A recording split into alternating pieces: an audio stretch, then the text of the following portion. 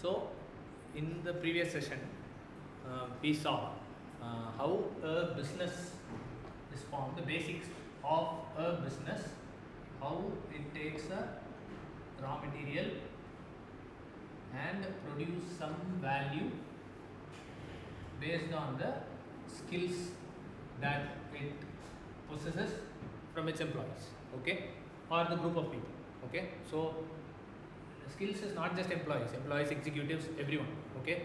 So for a business to function, it needs to produce thing of some value by extracting the skills of the people involved, okay.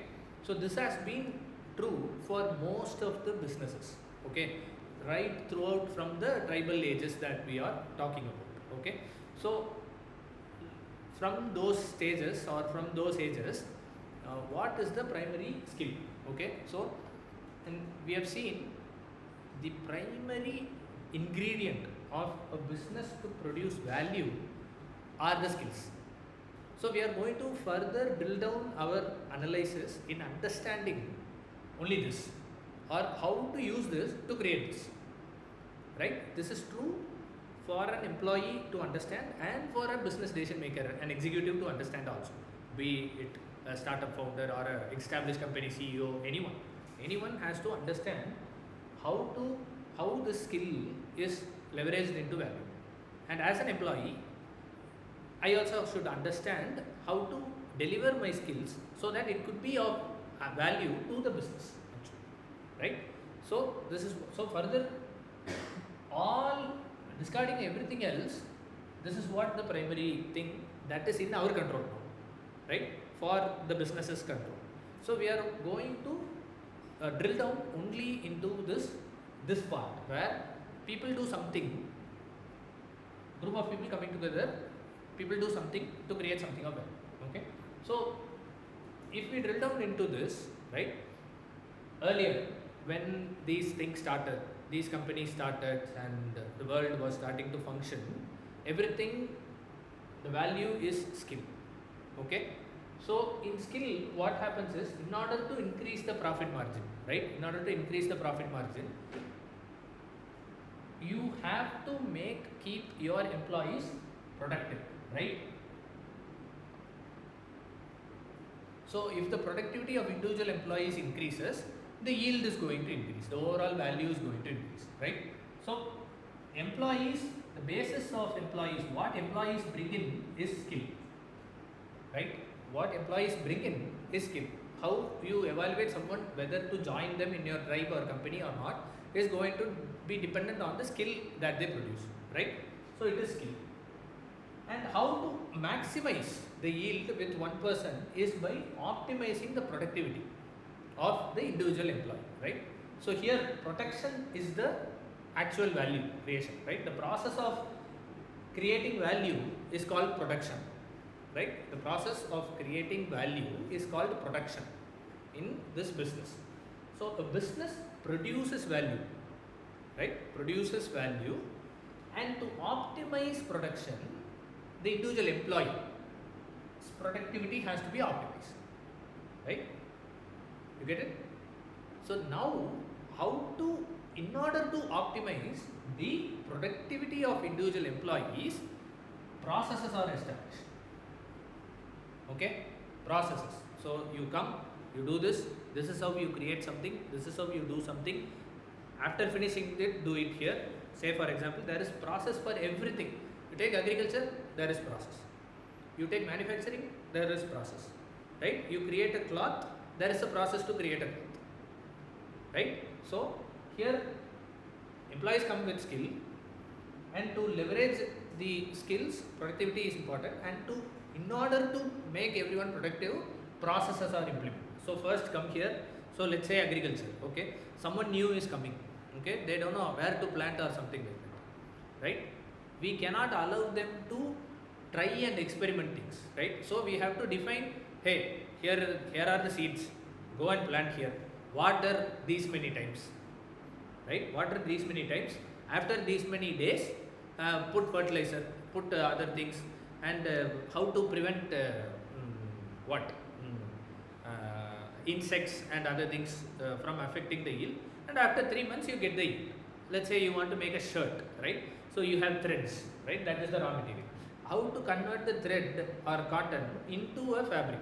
That is the process. You make yarn, and from yarn you make it, spin it and make it and become a fabric, and from fabric you cut and stitch to make the cloth. To make a shirt, there is a process. To make a shirt of this size, there is a process. Everything is determined by process here, right? So here, so for a business, from a business's point of view, right, productivity is the key, right? And to optimize productivity as a business, I establish a lot of processes, right?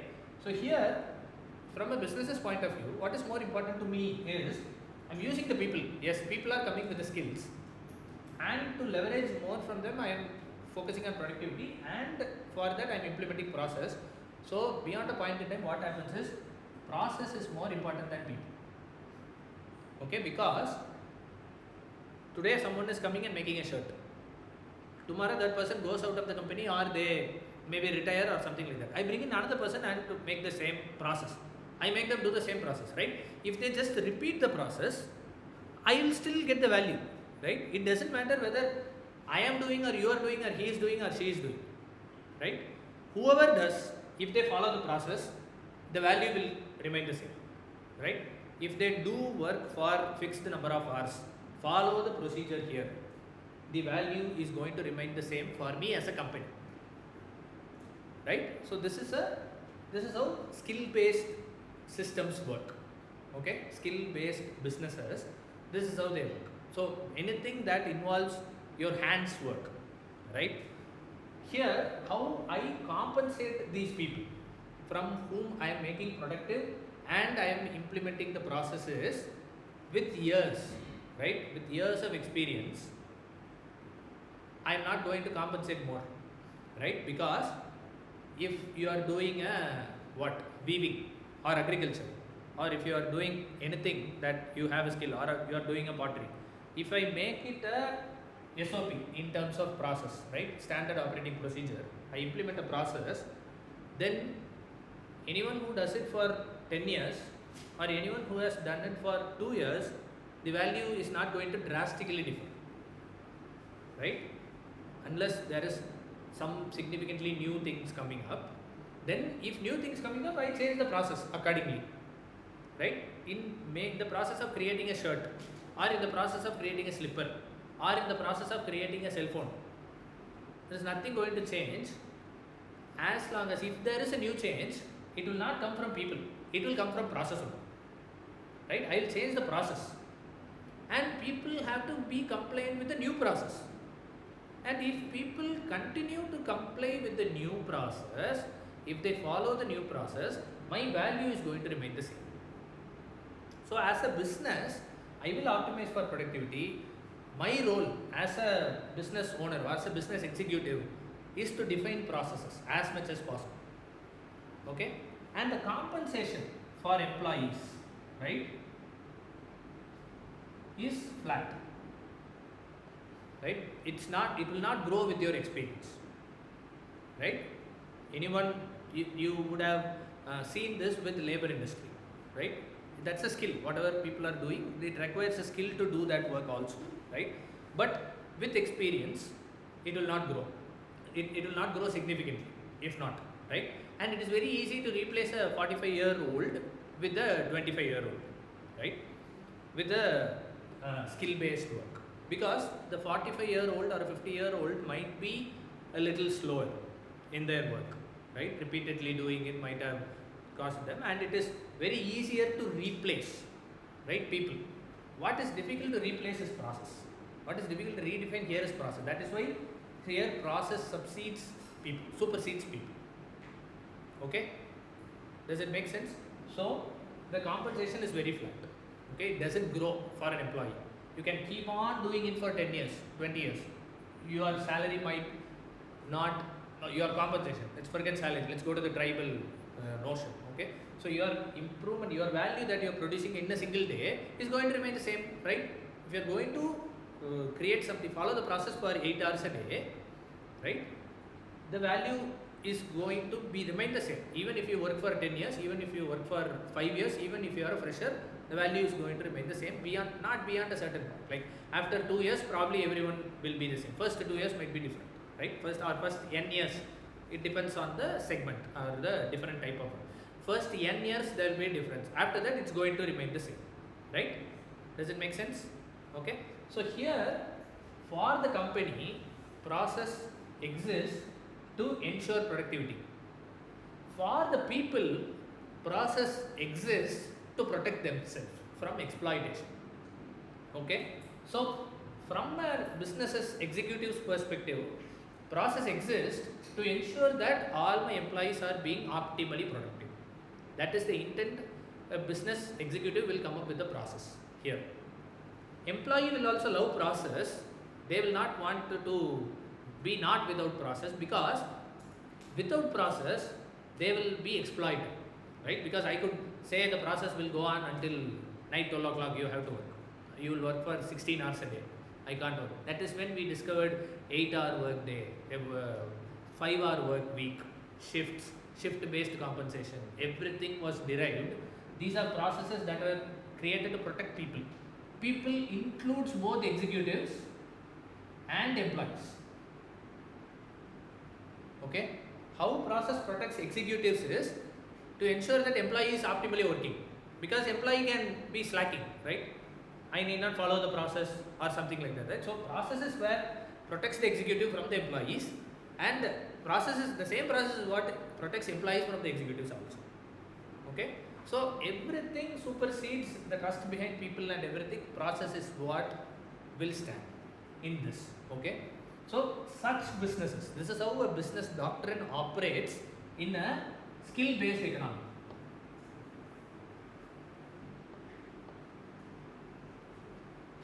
So a skill based economy is where a business exists, where it leverages the skills of all the people and creates a value, and this value is optimized with productivity, because that is when that you can optimize, increase the revenue per employee. And in order to increase, you define process which will protect both executives from employees and employees from executives, right? And for the employees, and okay, the compensation is going to be flat, and for the executives also, the reward is linear. So what do I mean by linear here is, the more number of employees, the more value you can create.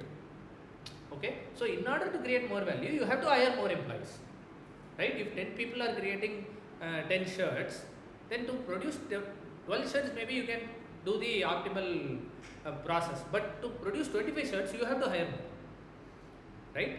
So that is how this works. The reward for the executives is also linear. The compensation for the employees is also flat, almost. Okay. So this is how a skill based economy operates. This is what had existed for so many centuries in human history. Okay. So the primary question here is how to do a work. Okay, the skill. What is a skill? Is knowing how to do something. What is that something? Converting raw material into value.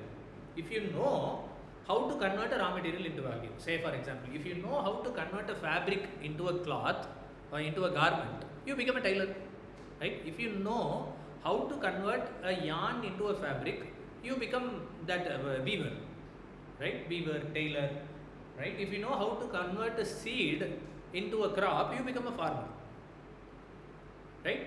Does it make sense? So the key, skilling. This comes to the skilling part. The skilling part is learning how to do. Okay? And how to do is universal. How to convert, right? This is universal. How to convert a garment into, fabric into a garment is universal, right? How to stitch is universal, right? How to stitch a shirt or this t-shirt is going to be universal, right? It's not going to change with respect to people or with respect to anything, right? It's not going to change. Does it make sense? So these are the aspects of a skill-based economy. Okay, how to do is primary. What people, if we are living in this era, what people will be trying to learn is how to do weaving, how to do farming.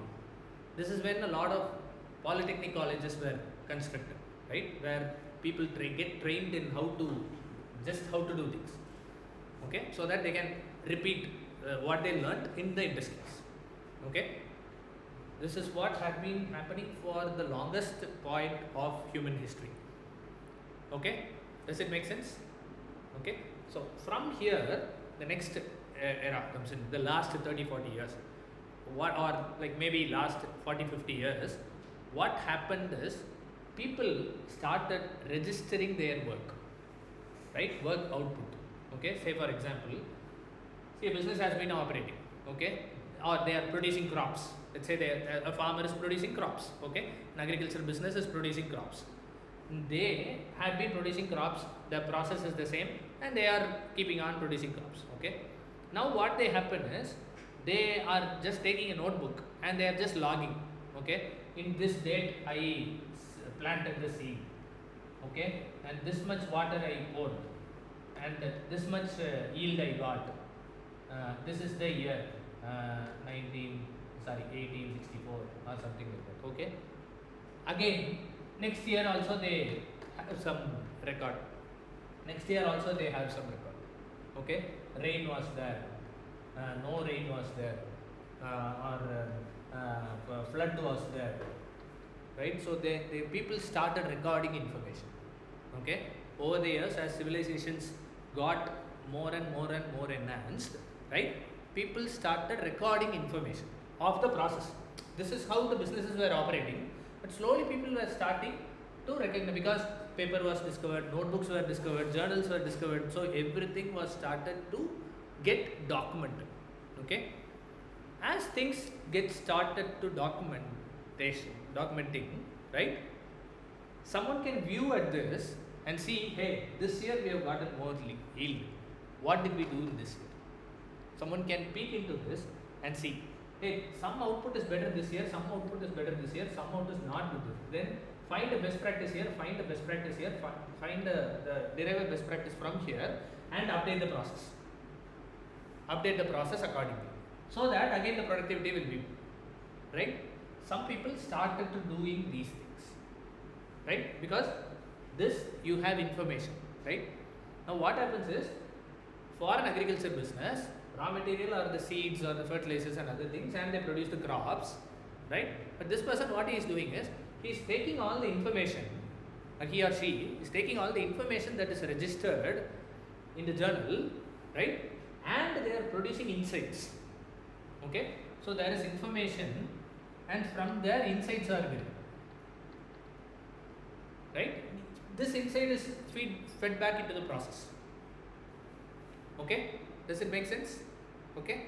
So now what happens is, the people who are doing this, right, people who are doing this is possible because the information was registered, because the information were logged or recorded or something like that, right? That is the existence of this. So now a new types of businesses get formed, where information becomes the raw material and insights become the value, okay. Information becomes the raw material and insights become the value, and whoever seeing this and coming to this insights, right, that is the skill they are possessing, right? Because anyone can see, this year rain was there, this year no rain was there, this year this much water, this year this much, anyone can see this information. But 10 people seeing this information, but only 2-3 people were able to arrive at a conclusion and saying that, hey, this we can do to improve this, right? That is the actual skill here, right? So processing the information is the skill, right? Processing an information that is already logged by someone else, right? An information that is already present, I am processing it, right? And this is the raw material, and I am producing some insights, and this insight is valued by a business, okay.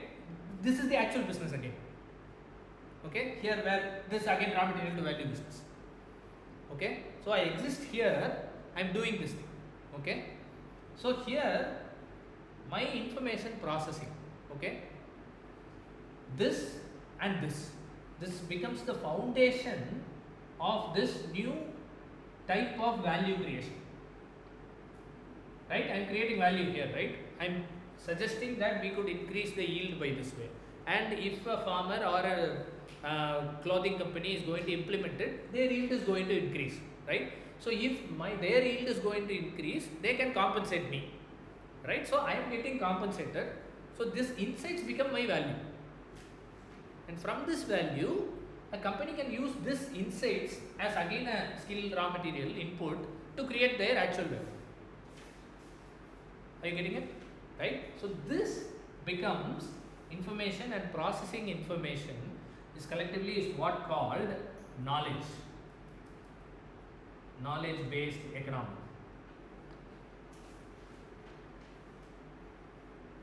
Okay, so this was a skill based economy, okay, where raw material is converted into value, okay, where information is converted into insights. This becomes a knowledge based economy, okay. So there are businesses that starts popping up in this segment, okay, this segment. I'm not talking about computer software and anything, okay.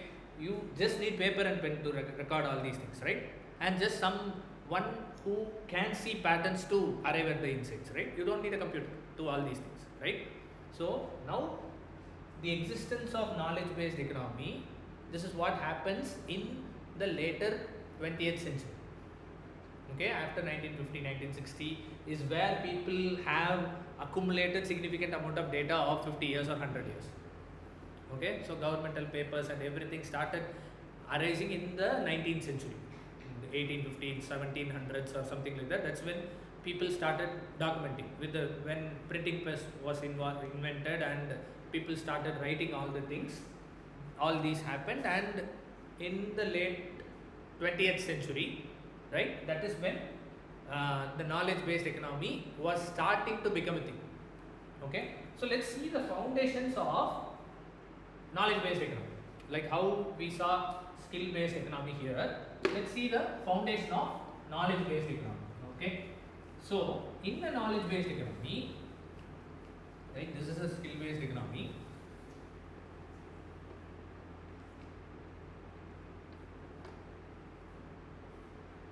So in the knowledge based economy, so information is the core, okay. Skills, practicable skills is not primary. Information is the primary, okay.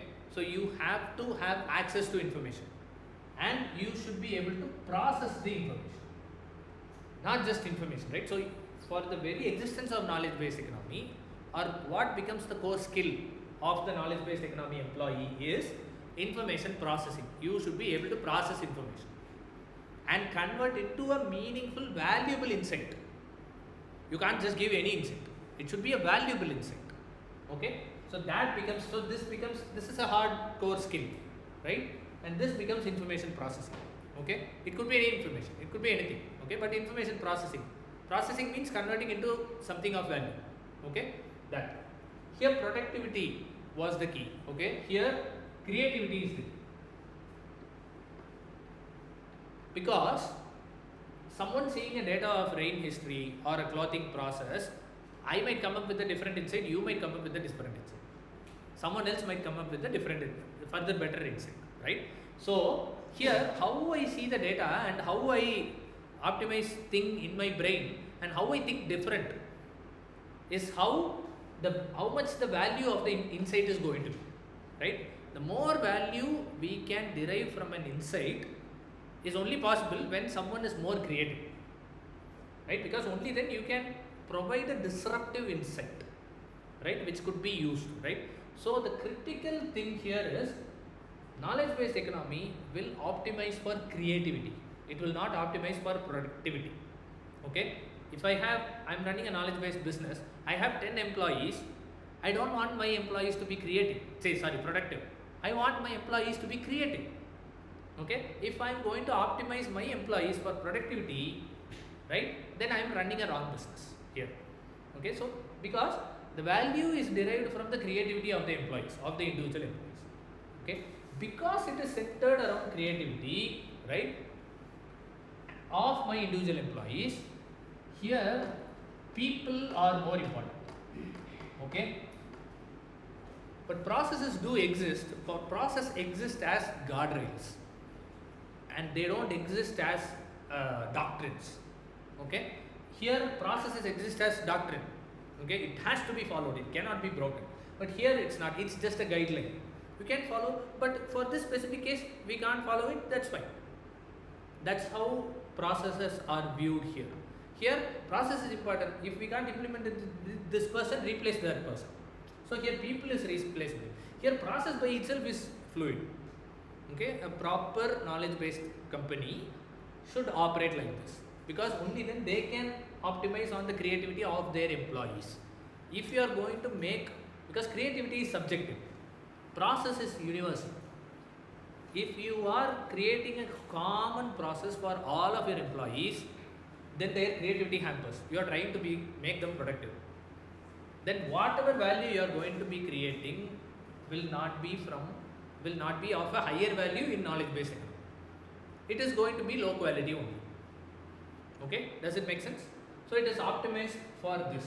Okay, and employees, right, as they start working, as they work more and more and more, they gain a lot of experience, they gain a lot of information, they gain see a lot of patterns. They suggest an insight to some work, and they might fail, that insight is a wrong insight, but the next time they will come up with a better insight, right? So here experience matters.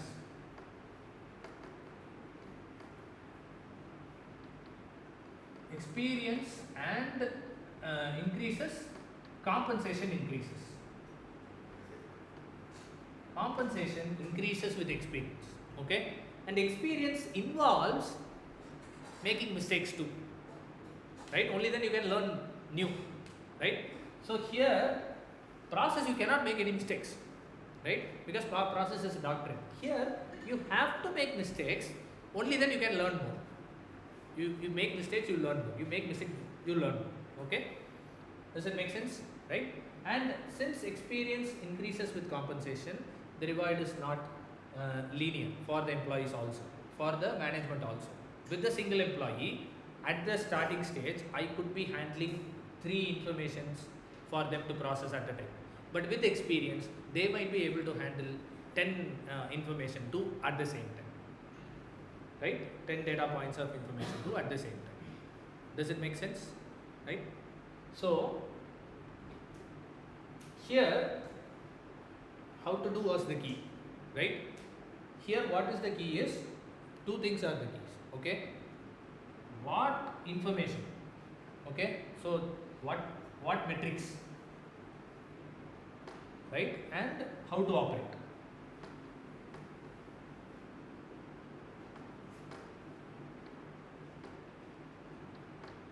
Right, these 2 becomes the key. Okay, and these things cannot be taught, right? You can teach someone how to make a shirt, or how to make pottery. You can't teach someone how to make decisions, right? Because it is going to be subjective. They have to form their own decision making patterns. Everyone has to form their own decision making patterns, right? So I'm not saying it is impossible, but I don't think it is possible for at least to me or anyone to transfer their decision making patterns to someone else, right? It depends on how much the other person can also receive, but how to do is always transferable, right? I just define processes and you just follow it the same way, it will come up the same, right? Does it make sense? Right? So in the knowledge based economy, if you are enhancing this, right, in a skill based economy, you just get trained in how to do, and once you get trained in it, you just have to optimize for your productivity. How do I do it faster? How do I do it more? That's how as an employee you have to think. That's how as a management also they have to think. Okay, but if you are in a knowledge based economy, you have to think about what metrics, okay, I am operating currently, how much metrics I can handle at the same time, and what patterns did I arrive or derive 2 years ago. How do I optimize myself in seeing new patterns and making new decisions? Okay, this is like swimming, car driving, art painting, you get better and better and better as you do it repeatedly. Okay, first time you are going to suck. Okay, but as you do better and better and better, we are going to improve. Okay, so and this is always universal. The process is universal. So you are given a, let's say you are given a fabric. From there, how are you going to make a shirt? The process is going to be the same. Okay, but let's say I am giving you the rain and agri data of Gujarat, and you have to give me some insights. Okay, you have given me successful insight that has worked for Gujarati farmer. Okay, next month his friend comes, he is coming from Haryana. Okay, and you are given the agri data of Haryana. The insights that you are going to give here is going to be different. The thought process itself is going to be different because it will change depending on the input that you are getting. Okay, right? Because here the input is always fabric. It will not change. The color might change, right? The thickness of the fabric might change. That is what. But how do you make a shirt? It's going to be the same process, right? This is a porous material, right? Making a t-shirt from a porous material and making a t-shirt from a cotton or a synthetic material is going to be the same at the high level. Just the ingredients are going to be different, like the thread and other things are going to be different. But here, depending on the input metrics, at a high level, my approach might be the same.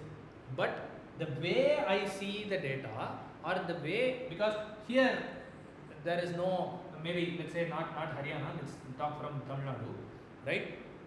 Or let this be Haryana, okay? Or Punjab, for instance, okay? Here you have perennial rivers, okay? Here you don't have perennial rivers, okay? Then you have to have this knowledge that here rainfall is critical. Here rainfall is not that much of an impact because it is a river-based irrigation economy. For us, we are not a river primary, we are a rain primary irrigation center actually. Only if the rain is proper, our rivers will get water actually, right?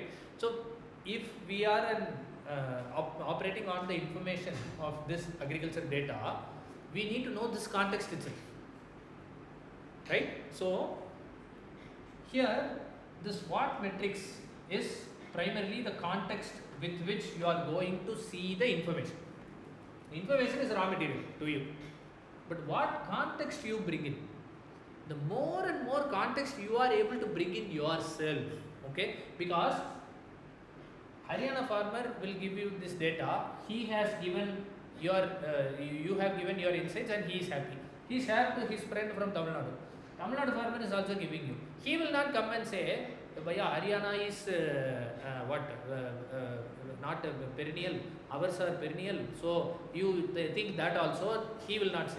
It is your responsibility to think that, right? So it is your responsibility to accumulate as much as context as possible. So this collecting context becomes your upskilling.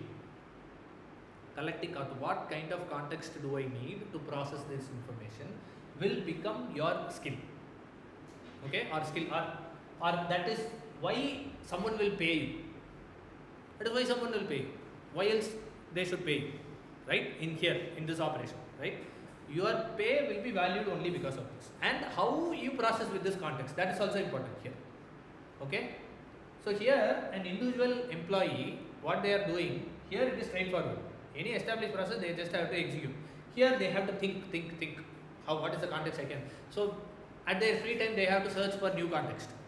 What is happening in the industry? What is happening in the segment? What is happening with weather? If I am working in agriculture data, I have to think, what is the new fertilizers coming in? What is the new weather patterns coming in? What are the new government schemes coming in? All these I have to know. Okay, and I can't go and search for all these things when a farmer is coming to me. I have to keep updating this periodically in my knowledge itself. That is why we have terminologies like upskilling and everything in a knowledge-based economy. Okay, so this is how a knowledge-based economy operates. Okay, so the value creation is more from a information insight translation point of view. Okay, so your ability as an employee or as a business, the value lies in the ability to convert an information into a proper insight. Okay. So this is the basics of a knowledge-based economy. Okay. So here, as you can see, a lot of things, these things, our focus is now drilled down to this. Okay, because we are already in a knowledge-based economy, right? But this is the basics, how it operates. Okay, so we started from how business transacts this, and today's session we saw how skills, why skills is important, and with respect to knowledge-based economy, what is the skill? Okay. Next, we'll further drill this down to software, tech. Okay, software and tech.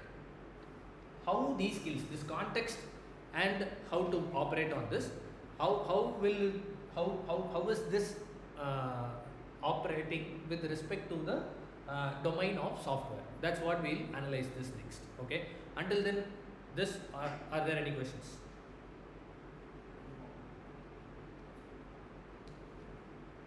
Is it clear? Okay. Okay. Then we'll see this in the next session. Okay.